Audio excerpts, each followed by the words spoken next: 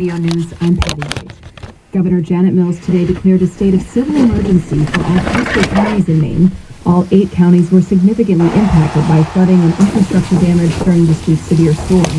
Governor Mills says the damage is devastating for working waterfronts, small businesses, and public roadways. Declaring a civil emergency allows the state to leverage resources to respond and assist communities, and to seek financial support from the federal government.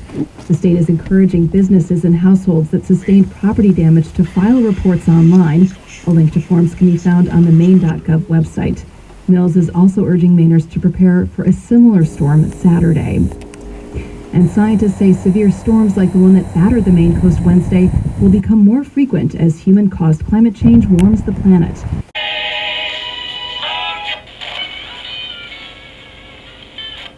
Mohair silk, ice bucket, ice pick, bath oil, side chick, and now Ishmael. Half hour of non-stop music coming up next. Have you been to the Puppet's Nest lately?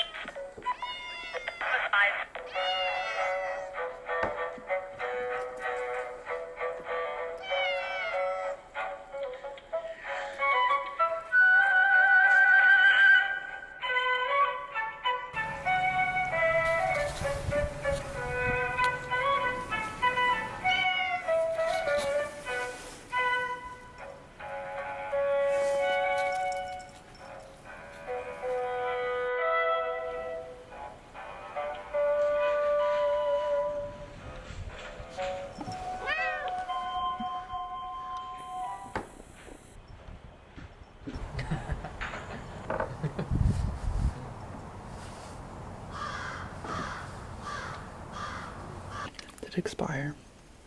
No. I think it's supposed to taste good, but it doesn't. Look your head. Open your mouth wider. Okay, ready?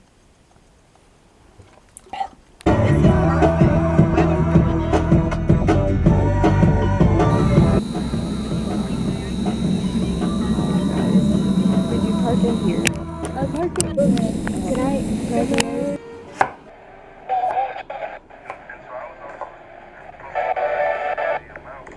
And so I was always sort of focused on like the amount of light that the show had.